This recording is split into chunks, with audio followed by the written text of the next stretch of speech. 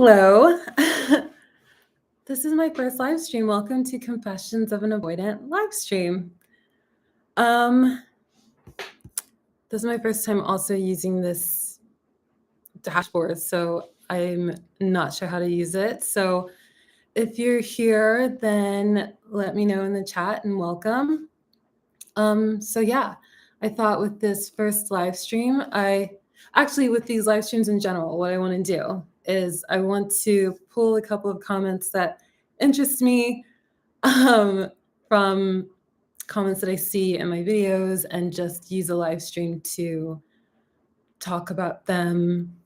So today I wanted to talk about two comments that I saw that I thought were very interesting. One of the comments was asking a question about microcheating. And then the other comment was someone just sharing their story about dating an avoidant person. And it sounds like the relationship kind of started off long distance and there were some hiccups because the person was going through some tricky things in their life. So it sounds like there was maybe a mix of the person being fearful avoidant patterns, I should say. You don't really ever know just from reading a comment, that some fearful avoidant patterns, but also it looks like it could have also just been that the person was going through a difficult time in their life, kind of like emergency situation in their life. I don't know, with their family, maybe their health or something. So sometimes that can create a dynamic where someone's just not in a place where they can show up for a relationship and kind of be someone who's really ready for a relationship. But it seems from this person's comment that it was a mixture of both. So yeah, I just thought those would be two comments to start this live stream ball rolling. Let me just see something. Okay, so yeah, what else did I want to say? So before I get into those comments, so the first thing that I want to do is just say sorry, because I scheduled this live stream for last week and then I just kept rescheduling it. And long story short, maybe some of you know who've maybe reached out to me on Instagram, but I have another YouTube channel and it's a travel channel, and traveling is kind of my first love. So I'm traveling a lot, and stupidly, I scheduled the live stream on a day where I knew I would be traveling, and I guess I thought that I could do a live stream and catch a flight in the same day. And then I made a mistake similar to that again a few days ago. Long story short, I've learned that I think that's a form of like magical thinking, where you are constantly like signing up for things that you know you're not going to be able to follow through on that commitment, or you schedule something in your week or you plan something, but it's like if you just think logically, you know that there's a high likelihood that I won't be able to actually fulfill this commitment that I just signed up for, or this thing that I put in my schedule. So yeah, constantly working on that. So yeah, I just wanted to apologize again. And now that I'm doing this first live stream, I feel like I'm getting this under my belt so that it will be easier for me to do live streams in the future and understand better what I'm signing up for and how to do them, and be prompts about them. And yeah. One more thing that I want to say before I get into these comments is a huge reason that I wanted to do live streams as well is because obviously I wasn't on this channel last year. I'm so sorry for like just starting a channel and then totally not uploading for a year. I really, really apologize. I really, really appreciated the feedback that I've gotten from people. I've had a lot of fun with people reaching out to me on Instagram and sharing with me their stories and just wanting my perspective on things. So I really enjoyed that. And I feel so bad that I wasn't on this channel last year. But basically, does anyone else struggle with this? Basically, I'll start something and then I won't see it through to completion, or I won't kind of follow through with it. And basically, before I started this channel, I started something else, didn't finish it, And so then last year I kind of had this epiphany, especially learning about attachment and learning about CPTSD and learning about just being an adult who's like the product of a stressful childhood and an emotionally abusive childhood, neglectful childhood, whatever your particular situation is. But you can just find yourself, having these very kind of self-sabotaging patterns. And one of those for me is I just don't finish things that I start. So basically, last year, I was mostly focusing on and prioritizing finishing something else that I started before this Confessions of an Avoidant channel. So basically, I have momentum with that again, and I feel like I can get back to working on this channel. But I'm struggling to have the time to film videos, edit them, stuff like that. It's very time consuming. So I just thought that live streams is maybe easier because you don't have to edit it. You can just go live. However, I'm a very socially anxious person. I also have epilepsy. I have cognitive decline with my memory and my speech. And I just want to say that up front as well, because sometimes I've seen people leaving comments about the way I talk and stuff, and I just wanted to clarify that. So anyway, I have a lot of anxiety when it comes to speaking, and live streams is very, very scary, but I wanted to challenge myself to do these live streams as well, to just not get too far down a rut of running away from things that are kind of terrifying. So here we are. So with that being said, I will get into the first comment. And I see Rebecca Ray in the chat with some hearts. Thanks, Rebecca, for being here. I appreciate it so much. How are you today? And where are you watching from? Because I know that most of the people who come to this channel are from the US, but I'm always curious where people are. I'm in Croatia. I live in Europe. Oh, you have more commenters now. That's interesting. I find YouTube very interesting. Like, why did it just populate the comments now, or did everyone just come now? Anyway, so, Georgia. I used to live in Georgia. Where in Georgia?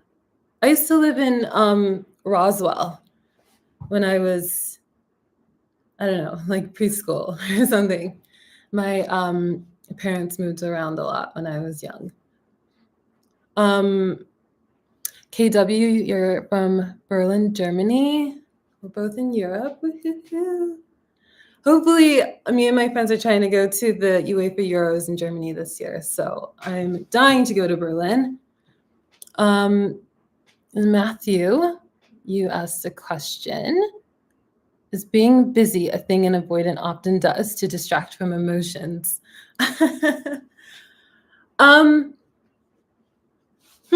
You know what? I will touch on this in the second comment that I'm going to address.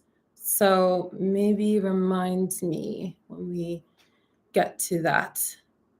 Also, because I'm in Europe, I'm using natural sunlight to film this video. I really need to get an artificial light because I feel like I'm in a race against time with this sunset. Okay, so I will get to the comments.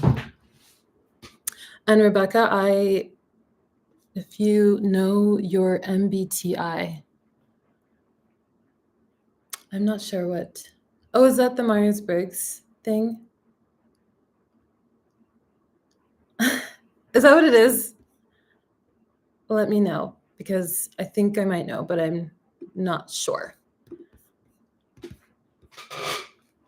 Okay, so I'm sorry if I'm a rambling mess, but I'm very nervous and I'm very anxious, so I apologize. But I should also stop apologizing. I feel like people shouldn't apologize for just not being perfect. Okay, so the first comment.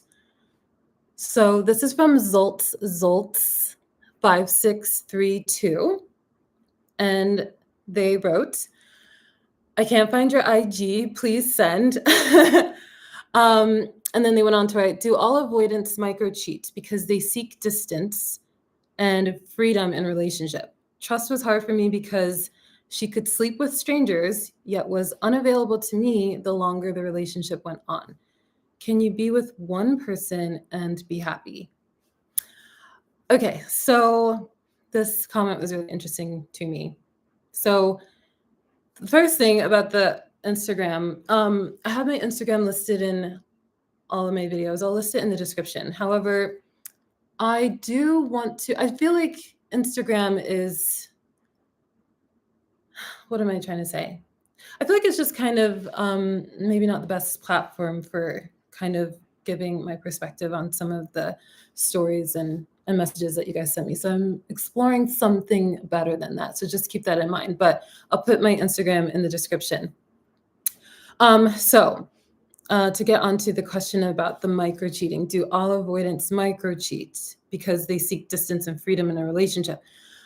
So I don't know if the question is saying like, do all avoidants micro cheat? Like, is that something that all avoidants do? Or is it saying more, are the avoidants that micro cheat, are they doing it because they seek distance and freedom in a relationship?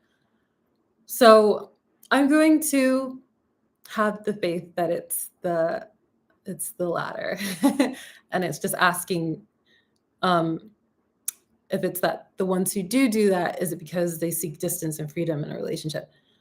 Because of course, anybody's capable of cheating.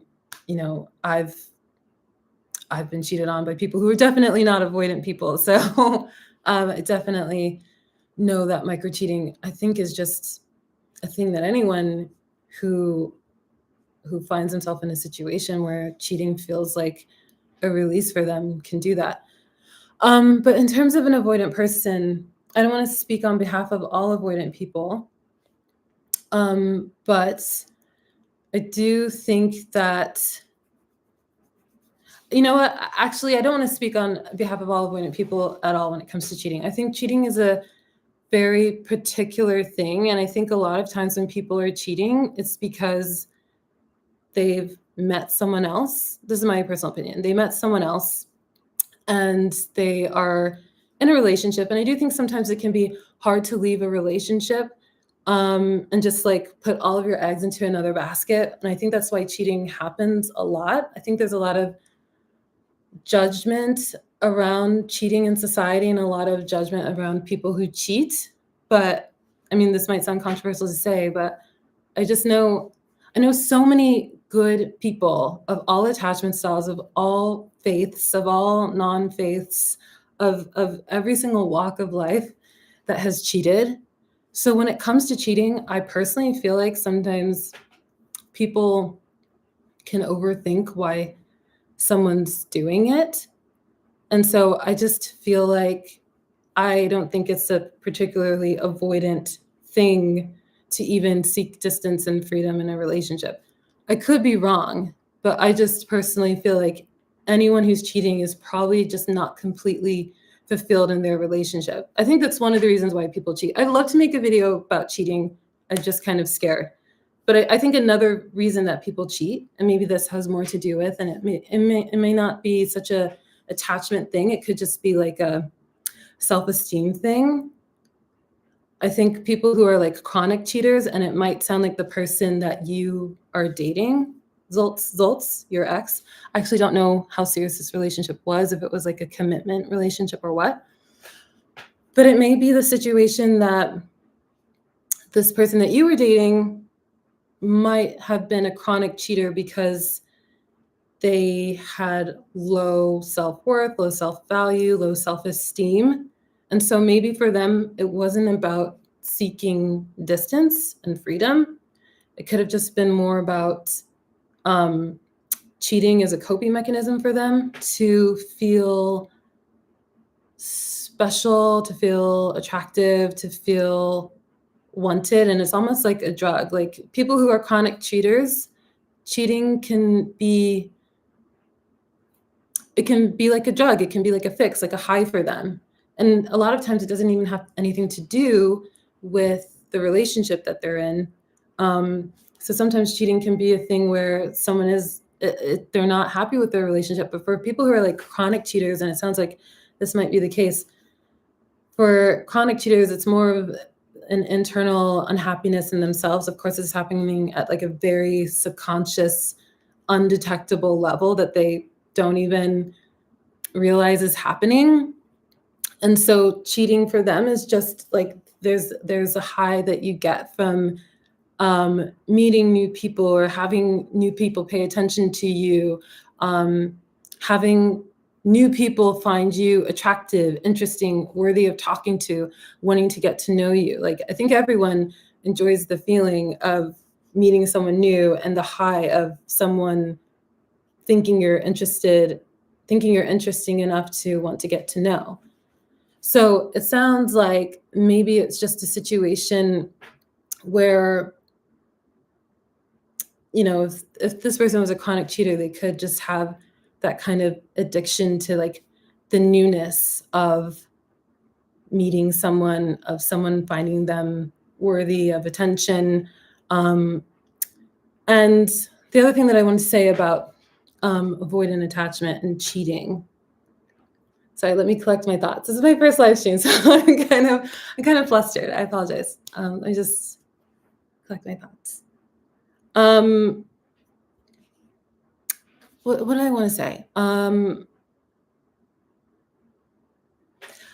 Okay, sorry. I think the thing that I wanted to say is when someone is a chronic cheater, a lot of times what's happening is, I think the best analogy that I can use is if you think of like filling up your car or filling up your car, you obviously have to, get gas to drive the car. And, when you're low on gas, then you'll see that sign come on in your car that it's like teetering towards empty.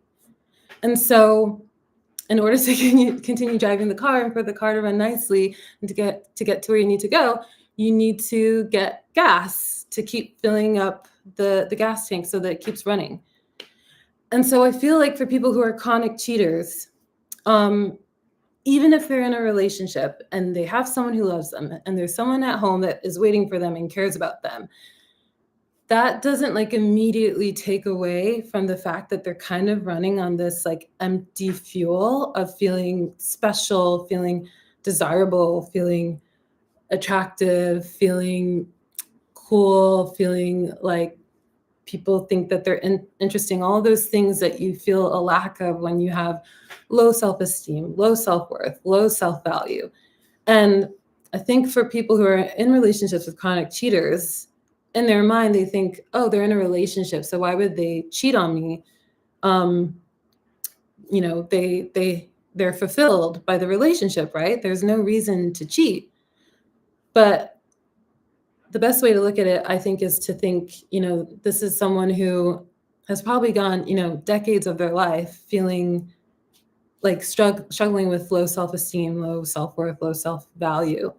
And they probably feel like those feelings go away when they meet someone new and they get that fresh burst of like, oh, this person thinks I'm interesting. Like, oh, this person thinks I'm pretty. Oh, this person thinks I'm handsome. I'm interesting, all these things. And I think when you're in a relationship, it's almost like you might feel those things in the beginning, but they do wear off over time. And if they didn't, then nobody would ever cheat in relationships. This is just my theory about chronic cheating. I mean, I've looked into it, I've done research about it, but this is how I think a lot of people who struggle with chronic cheating feel. So anyway, so a lot of times, like, it's not that just because the person's in a relationship that they will suddenly like never need to fill that emptiness ever again, because the relationship doesn't quite replace it. They're still going to carry around that that low self-esteem, low self-worth and whatnot. So it's almost like the newness that comes with a new person, that kind of fresh high, that fresh hit almost of that addiction to feeling special can only come from someone new, and like the relationship can't quite quash that. So I mean, again, I don't, I think there's 4 sentences in this comment. So I could be completely misunderstanding what the comment was even trying to ask, but it does sound like when Zoltz wrote, trust was hard for me because she could sleep with strangers, yet was unavailable to me the longer the relationship went on. Saying she could sleep with strangers, again, I'm not sure if Zoltz is saying like she was allowed to sleep with strangers in the beginning, or if that's just like the conditional tense of the verb to be able to, which is like she was able to, like she could allow herself to sleep with strangers, but she couldn't be available for me. I don't understand if that's what you meant to say, but either way, it does sound like it sounds like this commenter Zoltz was very aware of the fact that she was not able to be faithful, or that she struggled to like be a committed, faithful partner. So again, I just think that's one of those things where I don't think it's a strictly avoidant thing. I think when someone has low self-esteem, low self-value, low self-worth, that creates chronic cheating. Sorry, that can create chronic cheating. Someone who has chronic cheating probably is someone who on the inside, for whatever reason, gets that high from like the newness of new people finding them special, attractive, interesting, and like one relationship can't just get rid of all of that subconscious like low self-esteem, low self-value. And it also just is one of those situations where that's someone who just needs a lot of therapy to overcome some of those to overcome that low self-esteem or low self-worth or whatever is their internal struggle that leads to chronic cheating. But I do want to say to the last sentence, can you be happy with one person? Of course, of course. Lots of avoidants are happy with one person.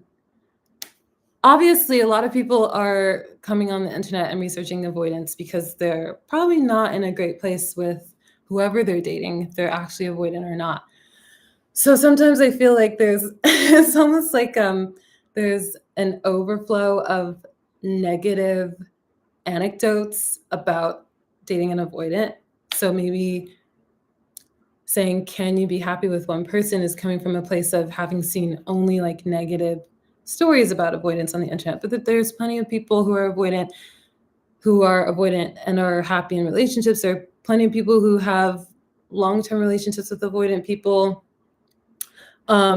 People share comments all the time of being in a relationship with an avoidant person, and they kind of got through some of those harder stages, or I shouldn't say harder stages. They got through some tricky stages, I should say, of being incompatible, having some incompatible like coping mechanisms and communication styles, and they got through that and came out on the other side.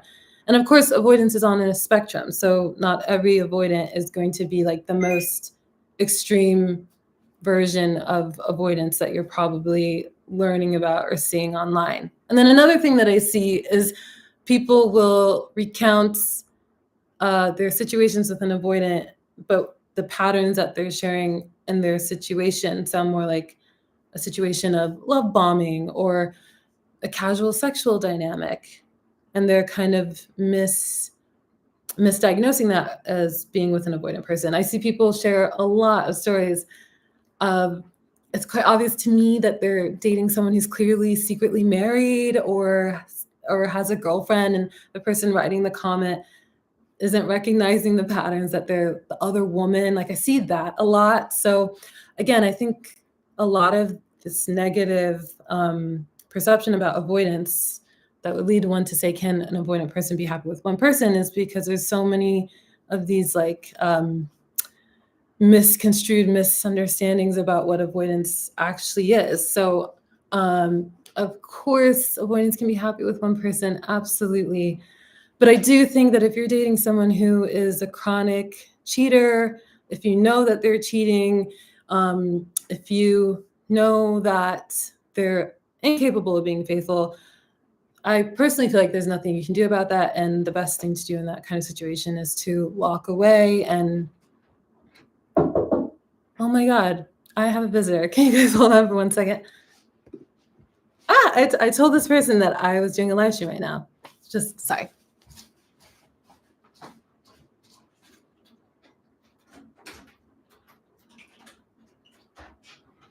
Hi, I'm doing a live stream. Thanks. So you come in. Okay, come in.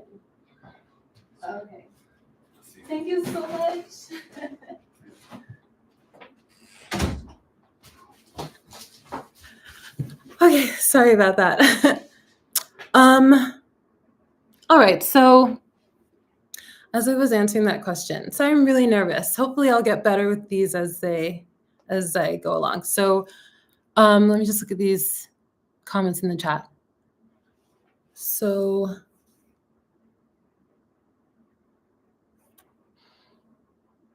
okay, the MBTI, yeah, that's I don't know what mine is.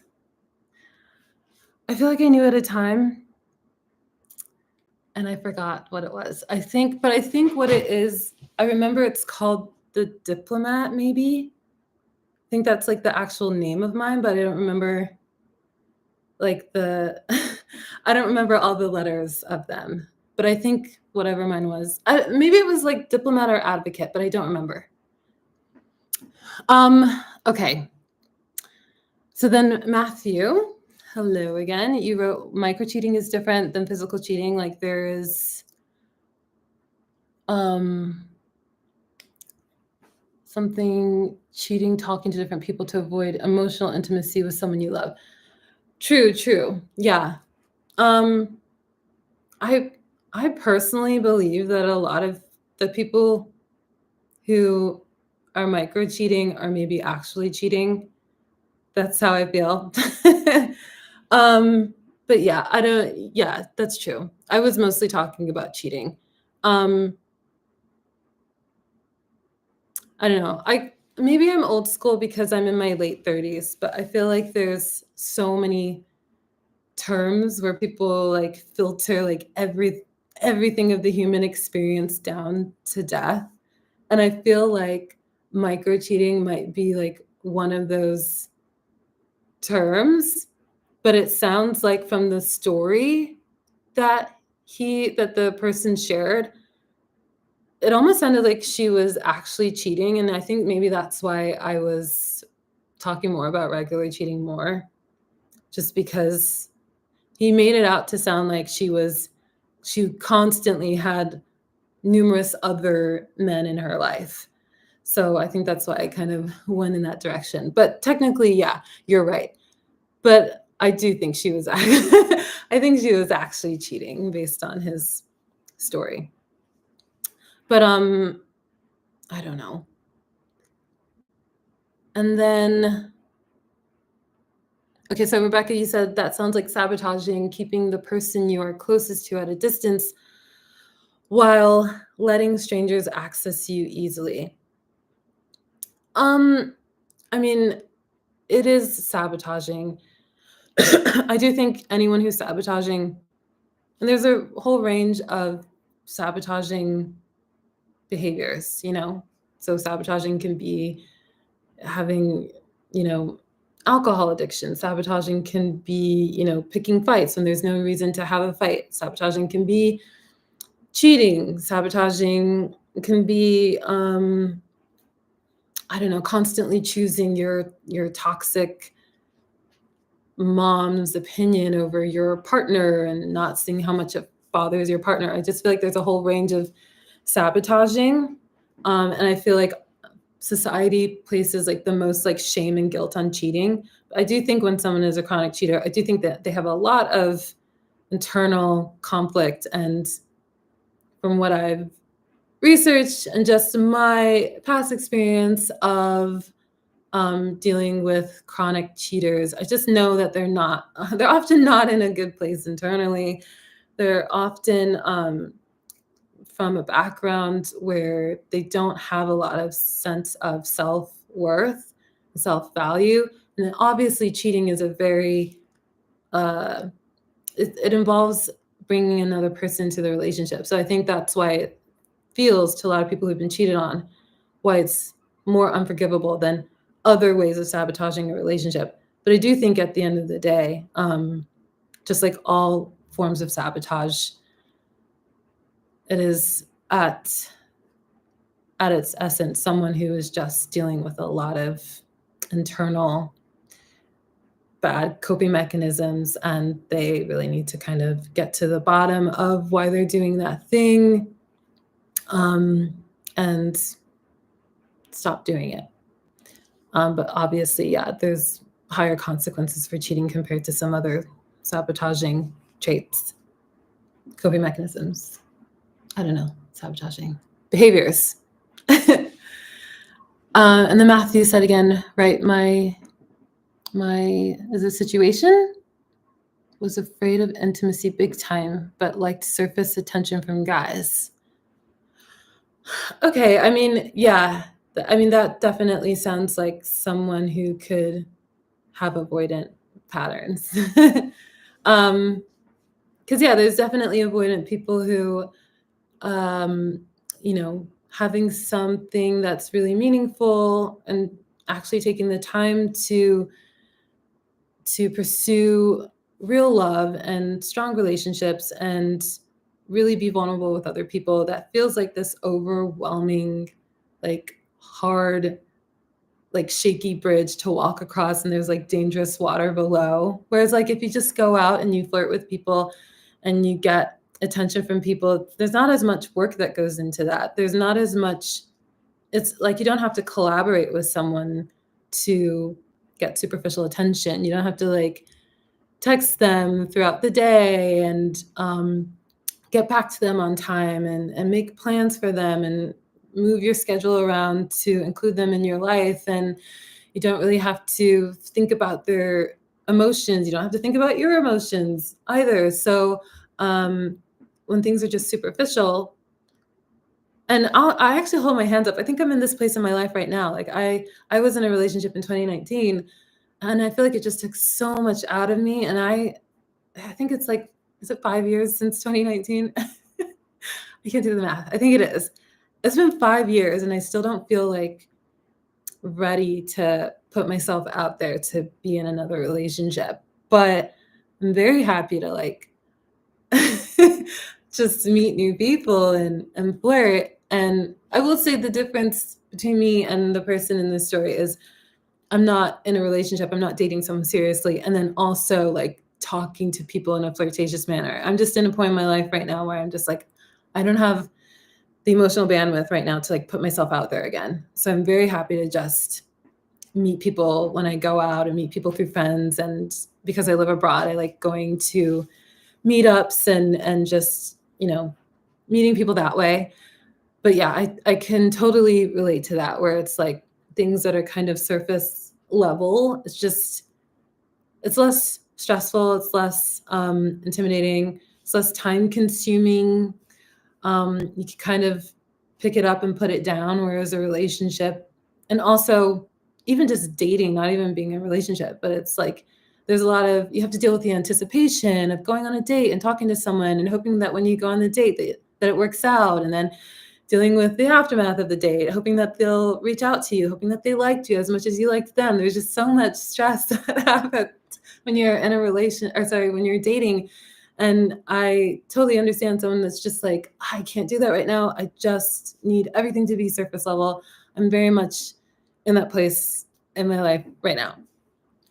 And then you wrote, it was super weird. Like you would rather flirt online and in person with random guys than be with me. Cheating would have made more sense with someone in particular. Okay. Well, I invite you on this video to leave a longer comment, because it sounds like, because yeah, I'm just reading your comments in the chat, so I'm not getting all the gist of the situation. But I do think if someone, sorry, are you saying you were in a relationship with this person? That's what I'm not getting. If you were in a relationship where you were just chatting and it didn't escalate to a relationship.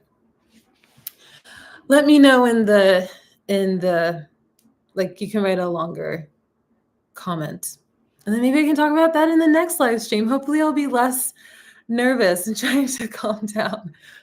Okay, so I'm going to read the other comments I found quite interesting. Oops, what am I doing? Okay, so this is from Luna Sims 5849. I'm just going to refer to Luna Sims as Luna. So Luna writes, thank you for your videos. They help me to understand my boyfriend better. This is so interesting because I think my boyfriend has, this is quite long, so let's buckle up. But I really like these long comments. Okay, where was I? I think my boyfriend has avoidant tendencies. When we first started dating, we hit it off pretty well. He doesn't live in my city. He was here for vacation. Then he had to go back to his city home. Then he had to go back. He wanted to move to my city for different reasons, but things got in the way.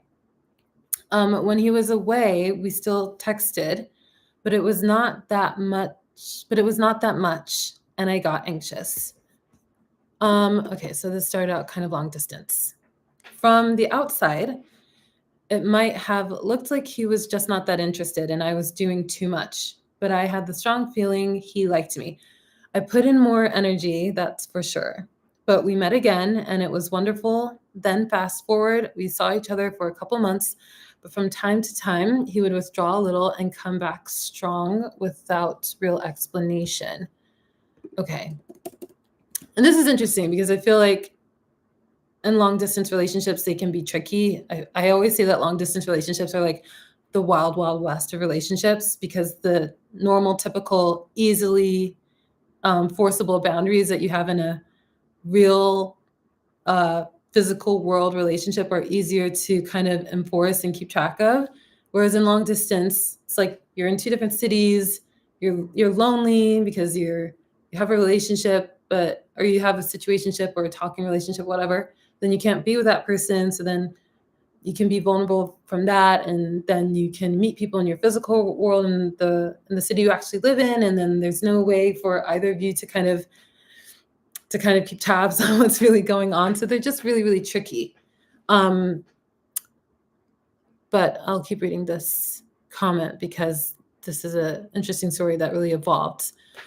Okay, so she said that she would put more effort in. He would withdraw, but then he'd come back without a real explanation.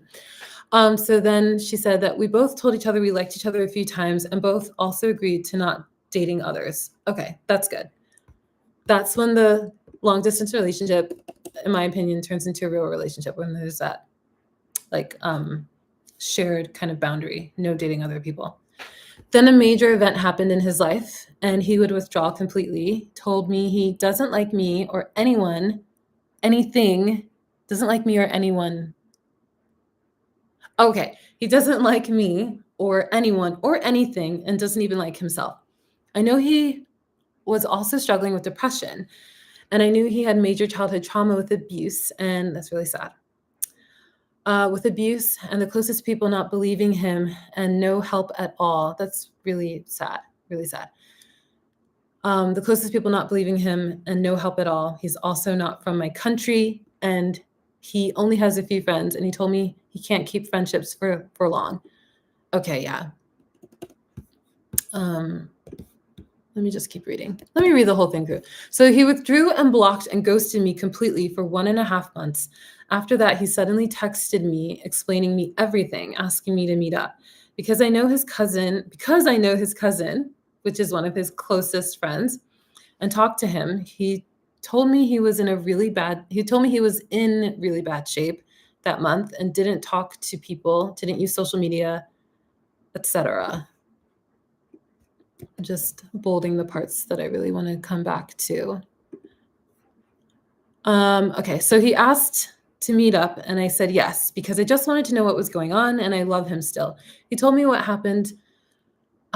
Depression. Okay, I think she's trying to say he told me what happened. So things like depression, life changes, friendship breakups, and that he fell in love with me, but he couldn't handle it, was too afraid that I could see his real self and that I would not like him when he's on the ground. But the whole time he just couldn't forget me. Oh, this is sweet.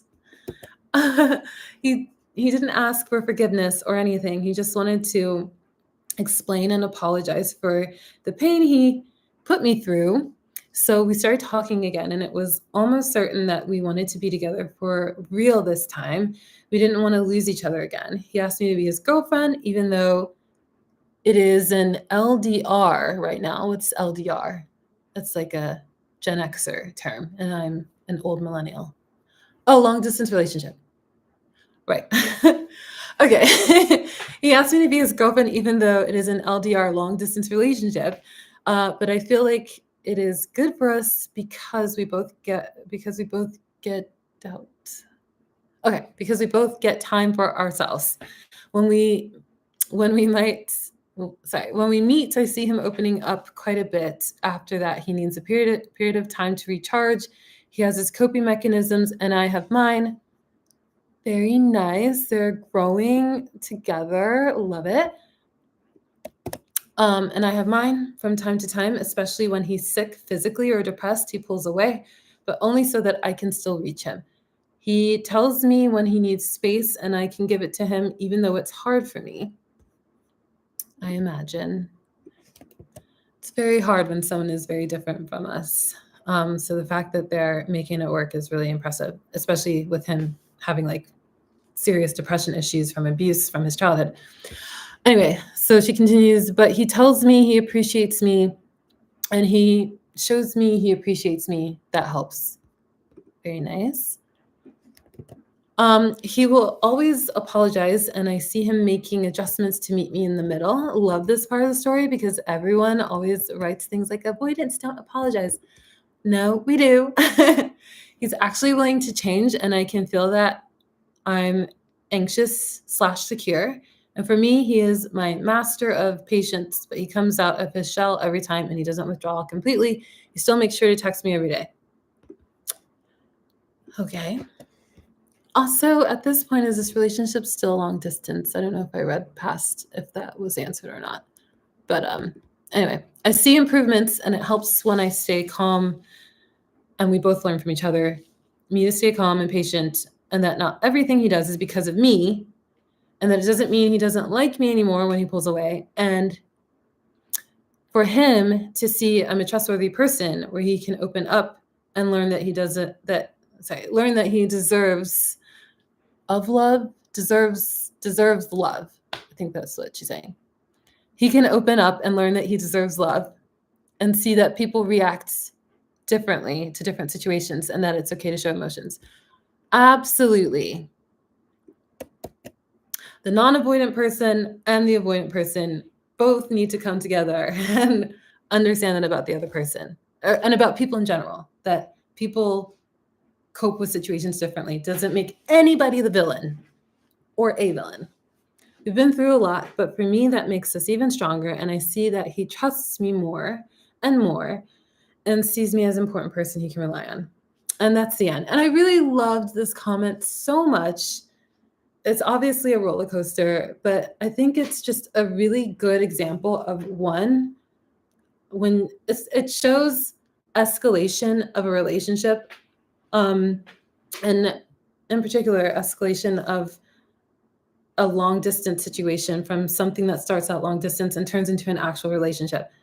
And I really believe that this person is avoidant because this does show some avoidant patterns in this relationship. So yeah, I just really liked this comment because I do see a lot that someone will kind of rush to want to kind of diagnose a situation as avoidant when, maybe it was just a holiday romance long distance thing, or it was long distance just talking online. And I just feel like sometimes enough data hasn't populated about the situation to really determine that you're dealing with an avoidant, but this is like definitely an avoidant situation. And it sounded like, at first I thought maybe this might be a fearful avoidant person, but what I find so interesting about this story, even though I do think that this guy is avoidant, I do think that she is right in that, and there's a lot that happens in the story that like confirm that. Sorry, it's getting dark where I am, so okay, there's still light in my webcam. What I like so much about this story, what I think is interesting about it is she writes a lot of the variables that are happening as this relationship unfolds.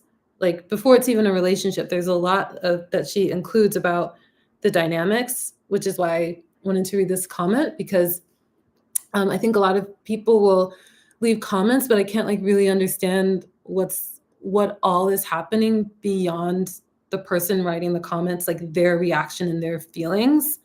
So I can't always like gauge quite like the full picture.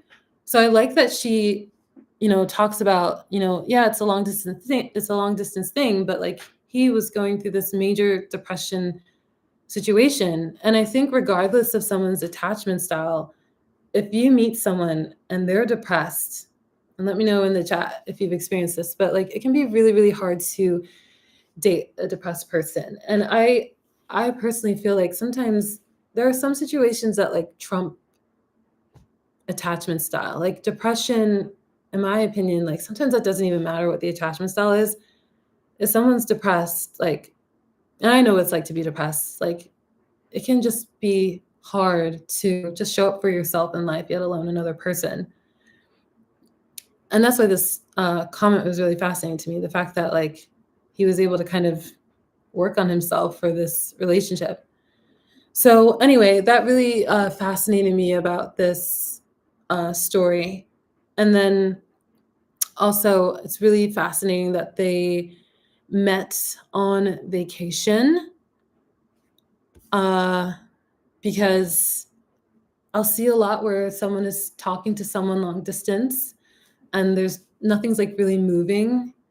And I think in situations like that, more often than not, the long distance more than anyone's attachment style is what's preventing a potential relationship from escalating into an actual relationship.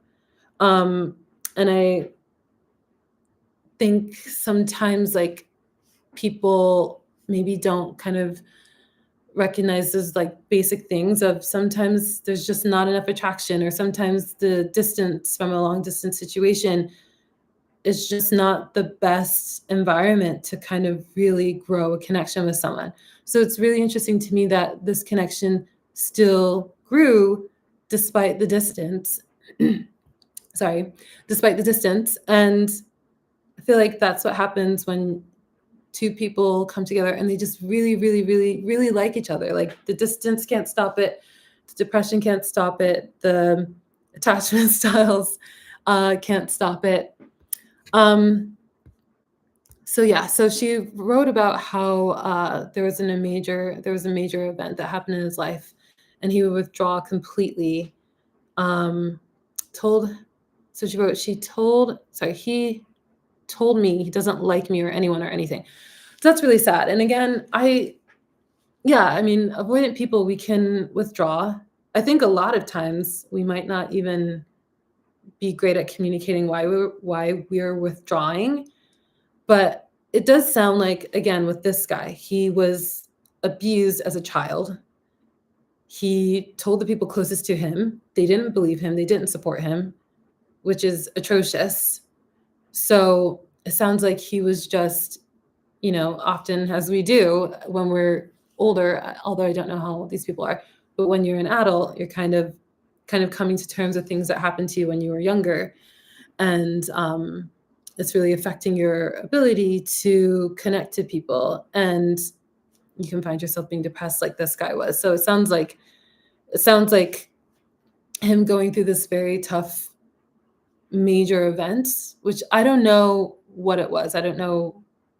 It sounds like maybe the major event kind of triggered tough things from his past, but it sounds like either way, at the end of the day, like that was the depression was kind of keeping the relationship from blossoming. And I did want to say, I do think that sometimes when someone is going through a hard thing, they can have a hard time showing up in a relationship, and that can look like avoidance. That can look like someone who has avoidant attachment, when really they're just going through something very, very hard in their life, and they don't have the emotional bandwidth to be the person going through something hard and then be someone who can be in a relationship with someone else at the same time. So that's another thing that I just I wonder how I see sometimes that people maybe kind of underestimate how hard going through very hard things are at an inopportune time when you meet someone, whether you're going through the hard time or they are, how much that can create like a hot and cold effect in a relationship. So yeah, so then she was talking about how he blocked and ghosted her, which is absolutely horrible. And I'm so sorry that she had to go through that. Um, Typically, I feel like if someone blocks and ghosts you for like a month and a half, then that's really not a good sign. I don't care what their attachment style is. I don't care if they're avoidant and they pull away. It's like really, really rude. But because he was going through such a uniquely hard thing and he was, kind of as an adult getting through or kind of coming to terms with his abuse, I do think it's understandable. I still think it's quite harsh to block somebody. And that's me saying basically sometimes I see comments from people who are talking about dating and avoidant, and sometimes I feel like, whether the person's avoidant or they're kind of thinking the person's avoidant, whenever someone is doing something like that extreme, I personally don't think that that's someone that you should, overly emotionally invest in because it's like a really harsh thing to do. And plenty of avoidant people don't have actions that intense. If someone's like ghosting and blocking you and you have like a real connection with them, that isn't something that someone should put up with. But again, I think this is a more unique situation because of the guy's abuse, his depression.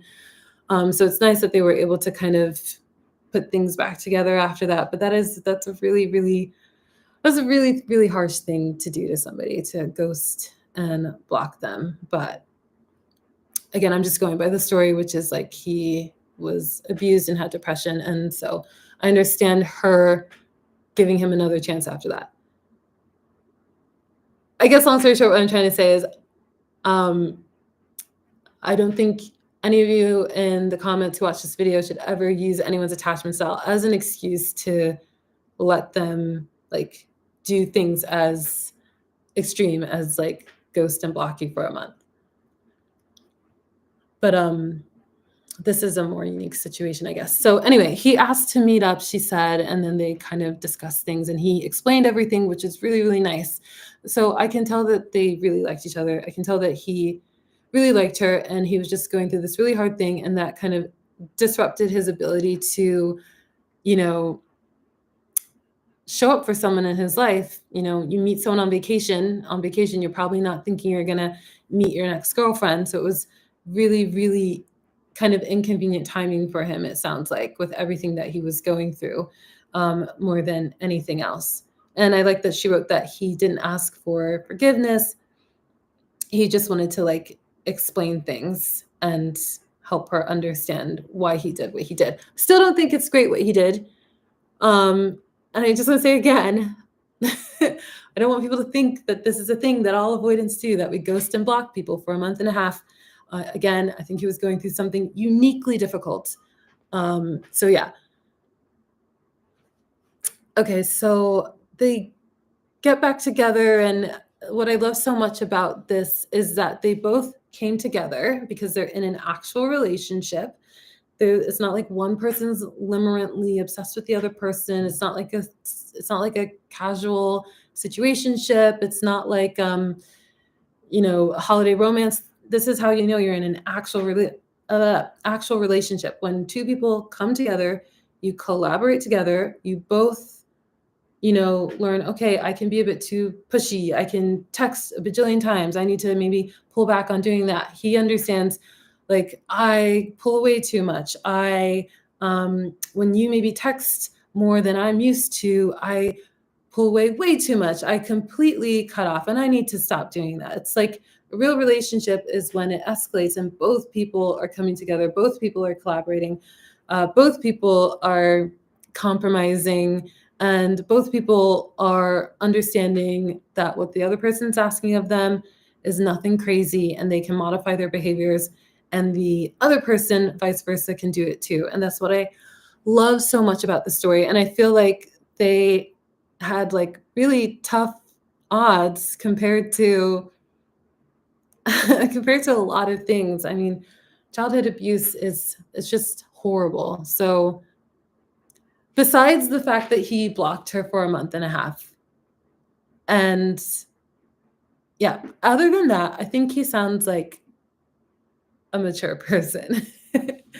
um, for someone who was going through a hard thing. And it's just a shame that they met at a time when he was going through these very, very difficult things. But Luna, if you're watching this, thank you for sharing. And I hope that you guys are still together, and I hope that you guys are continuing to grow. And I hope maybe you guys are living in the same city now. I don't know if she'll see this, but I would love an update on this story.